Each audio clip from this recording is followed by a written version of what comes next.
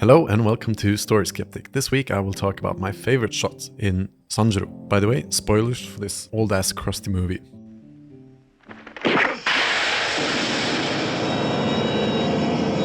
So that's the iconic ending of Sanjuro, and it's famous for that over-the-top violent, bloody scene with blood gushing all over the place. And it's actually the first film who did that over-the-top blood effect, something that inspired samurai movies, Tarantino, and tons of anime.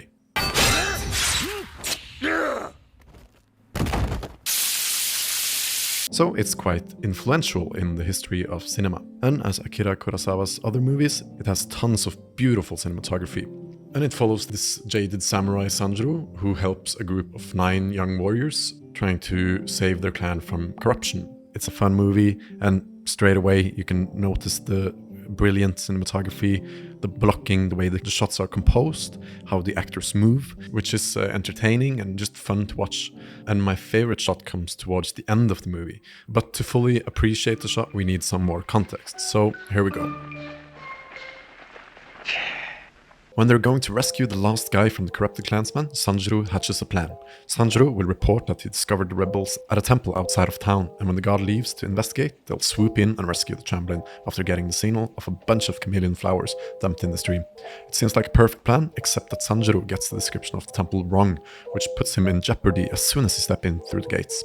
The plot is uncovered after the guards leave, but Sanjuro managed to persuade the elders to throw a bunch of chameleon flowers of a specific color into the stream, as a signal to call off the raid. They do, and the samurai come to the rescue. The bad guy returns and sees that he has lost.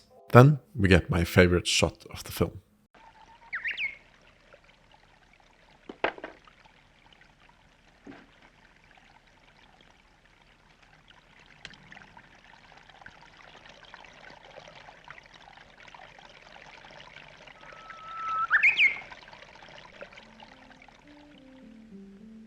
In this shot, we see one of the corrupt elders fall down to his knees in defeat. Then a single blossom falls in the stream.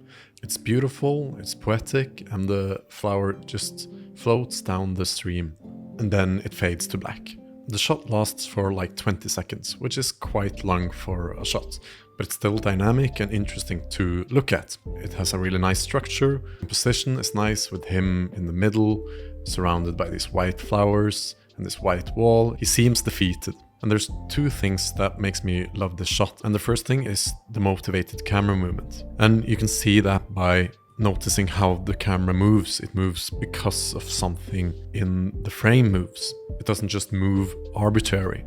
When he sits down, then the camera moves down. When the flower falls, the camera moves down.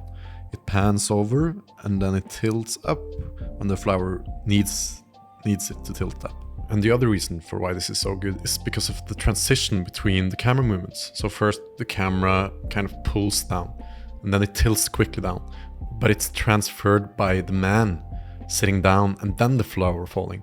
So I think the shot wouldn't be as good if the shot had just started with the man already sitting down and then just suddenly the flower would drop. There wouldn't be anything that connected the man to the flower. And I talk about this a lot more in my cinematography video on Once Upon a Time in Hollywood, where I talk about how the camera transfers from the poster to the car, and there's a lot of meaning in that. And fun fact, all these flowers here are actually fake. Dropping this flower down like this apparently wasn't easy. Originally they thought of using a piano string, but they were afraid of it reflecting too much light back into the camera. And then a female costume designer proposed that they could use a woman's stocking, a string from it, because the nylon would be strong and it would be almost invisible.